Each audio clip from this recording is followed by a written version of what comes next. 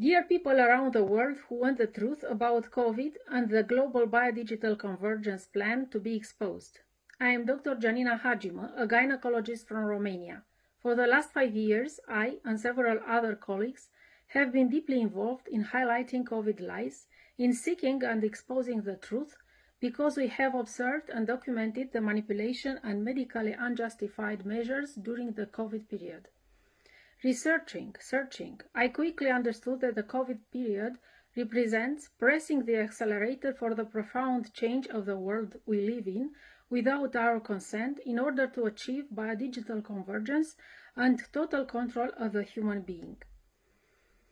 Through this video, I express my full support for the researchers from Argentina, Lorena Di Blasi and Marcela Sangorin, who have been fighting hard for 5 years to expose the truth, finding 55 undeclared elements in COVID vaccines, including 12 lanthanides, elements that have luminescent and electromagnetic properties and are used in the electronic industry. These results were published in the medical journal, International Journal Vaccine Theory, Practice and Research, in October 2024, under the title At least 55 undeclared chemical elements found in COVID-19 vaccines. Although these brave researchers enjoy great support from doctors and citizens in South America, Argentine authorities refuse to conduct an official analysis of COVID vaccines. Like the researchers Lorena Di Blasi and Marcela Sangorin, I also consider that the pressure of the authorities to inject people with the experimental COVID products were far too great and medically unjustified, which led me to do everything possible to get hold of these products and try to find out their composition. I consider that identifying the real composition of the COVID vaccines is an essential condition for finding the truth and punishing the guilty. Given the mandatory policies applied by the WHO-guided authorities to obtain a significant percentage of people injected, as well as the other abusive measures during the COVID period, more people should have understood that all official information should be questioned and everything should have been verified, including the composition of vaccines. It's a shame that there weren't too many initiatives of this kind around the world. Any doctor could have at least put a drop of vaccine under the optical microscope and watched its behavior over time, organization, self-assembly, as they should do with the vaccines in the children's vaccination schedule. I did investigation on the Moderna and Comirnaty Omicron COVID vaccines only at the end of the 2023 when I managed to get hold of these products. I analyzed them by performing optical microscopy, and with the help of some researchers, I also obtained an analysis of X-ray electron microscopy and scanning electron microscopy. My results found the absence of the element nitrogen and phosphorus that normally enter the composition of RNA and DNA, and in addition to carbon, oxygen, undeclared elements such as silicon, aluminium, magnesium, titanium, yttrium, tin were identified. The detection of these undeclared elements supports the results obtained by the researchers Lorena Di Blasi and Marcela Sangorin, whom I admire and respect greatly for their professionalism and sacrifice. I was deeply moved by the recent videos in which Lorena Di Blasi, during a protest, stated with tears in her eyes that she had worked continuously for the last 5 years to find and expose the truth, trying to determine the authorities to conduct an official analysis of these products, and that she made this sacrifice for her fellow human beings, for her country, for humanity. I believe that God will not abandon humanity as long as such people still exist. Like other independent researchers, I got involved, researched, and presented the results to the people for the same reason, realizing that our children will not have a chance at a free future if we wallow in the darkness of lies and manipulation, and who have had the duty to research and expose the truth, if not the doctors, the researchers. All over the world, censorship has reached its peak, manipulation is used successfully, reason is banned, people who tell the truth are harassed, threatened, investigated. These days, in Romania, several doctors who have constantly spoken out with evidence against experimental COVID products are being put up against the wall by the authorities. The Romanian College of Physicians has initiated disciplinary investigation to ban out right to practice medicine, and the Ministry of Health has requested that criminal cases be filed against us, being labeled pseudoscientists and disinformants, because on September 6, 2025, this year, we organized with our own money the second edition of a multidisciplinary conference entitled COVID-19 and Biodigital Convergence. During this conference, doctors, professors, psychologists, lawyers, engineers, journalists, and retired generals spoke based on consistent evidence. Our idea was that multidisciplinarity is essential for exposing and debating COVID and the connection between it and the global biodigital convergence plan. In my presentation, I highlighted the fact that COVID vaccines contain nanoparticles, although nanotechnology is not properly regulated. Thus, the precautionary principle was not respected, the attitude of the manufacturers of these vaccines being reflected in the statement, "We are flying the plane while we are building it." Although enormous investment has been made in nanotechnology research, and it has been used in various products for a long time, nanotechnology is not properly regulated even today, and people are not informed about the special properties of nanoparticles, about their toxicity, about the various fields in which they are used.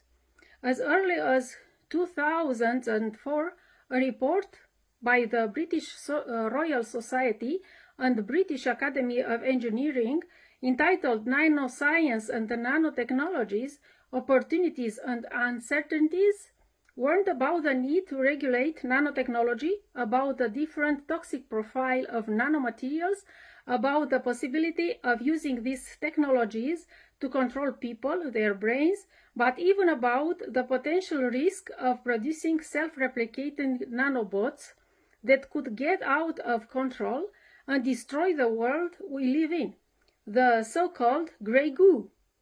Unfortunately, nanotechnology has not been made known to the public intentionally and is most often used without being specified on the label in many products, including medicines, vaccines, cosmetics, food, and on the principle of what is not forbidden is permitted. The incidence of diseases of unknown etiology, such as autoimmune diseases, male infertility, endometriosis, cancers, cardiovascular diseases, neurological disease, psychiatrical diseases, has increased over the years, the growth being accelerated with the emergence of COVID, the injection of experimental COVID products, and the installation of 5G networks that interact with nanoparticles and nanotechnology in humans. Fortunately, since 2023, researchers have also increased their interest in evaluating the toxicity of nanoparticles, and the number of articles supporting their involvement in the etiology of these diseases. Regarding COVID vaccines, but also other vaccines or injectable products, there is significant resistance from the authorities to conduct an official analysis of them. This is happening all over the world, including in Argentina and Romania. Unfortunately, even civic activists have ignored this aspect. They have not constantly pressed for an official analysis of COVID vaccines, relying only on the investigation and statement of researchers who completely ignore the nanotechnology in these products. I found out that all vaccines and other medicines in the European Union are centrally approved by the European Medicines Agency. This approval is made based on the analysis of the documentation provided by the pharmaceutical companies. It is clear that for the authorization of these products, an analysis of their composition is not done to verify the real content, that the real content is consistent with what is declared in the documentation. Thus, undeclared particles can be introduced into these products as proven by the analysis carried out by the two Argentine researchers, but also by other independent researchers. It is also important to mention that the presence of nanotechnology in medicines, vaccines, but also food, cosmetics, is hidden, from my point of view, deliberately by the very definition of nanomaterials. The definition of nanomaterials established by the European Commission, both the one from 2011 and the one from 2022, consider as a nanomaterial the product that contains over 50% nanoparticles. If in the definition from 2011 there was a provision by which the limit of 50% could be lowered to 1 to 50% in case of concerns for safety, health, and environment, this provision was eliminated from the definition adopted in 2022. Nanotechnology, as stated by the World Economic Forum, represents an important component of biodigital convergence, that is, the fusion between biology and technology, also using artificial intelligence, 5G and 6G technology, big data, 3D printing, synthetic biology. Hiding the presence of nanoparticles and nanotechnology in various products is not accidental. Thus, biodigital convergence can be achieved much more easily and practically without people's knowledge. There are many documents, especially military ones, such as the 1996 one entitled Alternate Futures for 2025, Security Planning to Avoid Surprise, or the 1999 report of the Interagency Working Group on Nanoscience, Engineering and Technology from the United States, entitled Nanotechnology Research Directions, Vision for Nanotechnology Research and Development in the Next Decade, which presents the vision of the possibilities of using nanotechnology for the manufacture of bio-nanosensors for the detection and cure of diseases through remote coordination for the creation of brain-computer interfaces. These ideas have been put into practice with the field of nanotechnology and biodigital convergence being heavily funded, as can be seen from the report of the NATO Science and Technology Department entitled Science and Technology Trends 2020-2040. Since 2015, articles have been appeared in the IEEE journal about the Internet of Nanobio Things. Currently, institutions such as International Electrotechnical Commission, International Technology Union, and IEEE are dealing with the standardization of human augmentation and biodigital convergence for the global industry. There are many alarming signs that ethics and regulation have lagged far behind the development of nanotechnology, this fact being justified by the desire of various countries to have technological supremacy. Also, research in the military field has accelerated the evolution of nanotechnology. The use of this technology for personalized medicine, but in reality for the intimate control of human bodies, and especially human minds, without taking into account ethics and precautions, is supported and coordinated by institutions such as World Economic Forum, the UN, WHO, EU, NATO, and has been embraced by governments around the world. Currently, official information about biodigital convergence appears on the websites of several governments in Canada, Israel, and United States. Even in Romanian legislation, articles have appeared regarding personalized medicine, real-time monitoring through smart devices, and the creation of a human virtual twin. It should also be borne in mind that biodigital convergence is also a big business, bringing in very high revenues.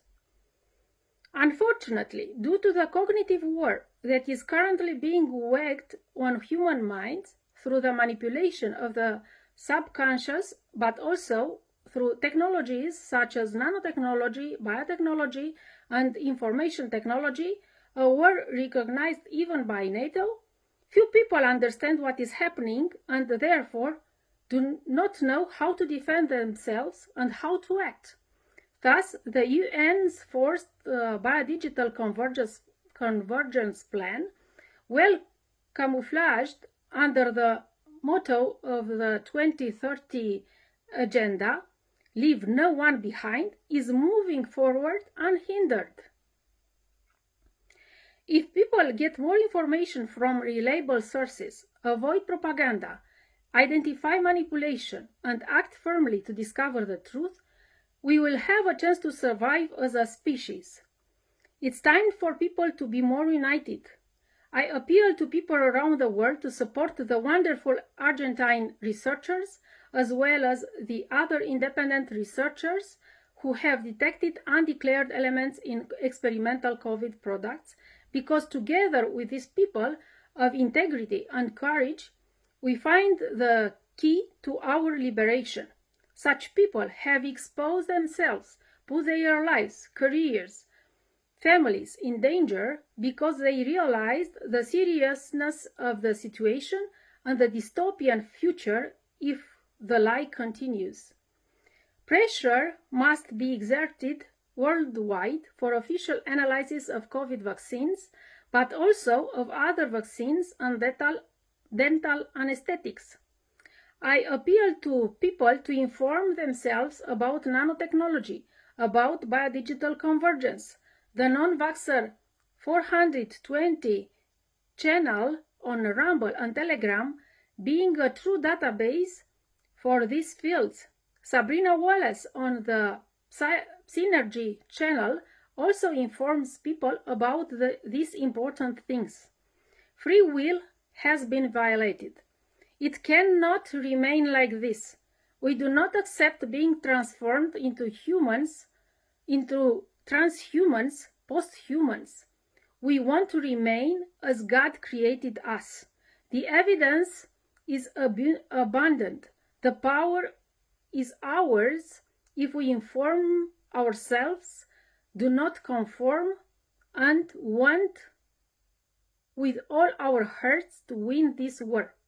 I wish researchers Lorena Di Blasi and Marcela Sangorin much strength to fight for the truth. Dear brothers and sisters from Argentina, join these brave women in the fight for truth and freedom. God help us.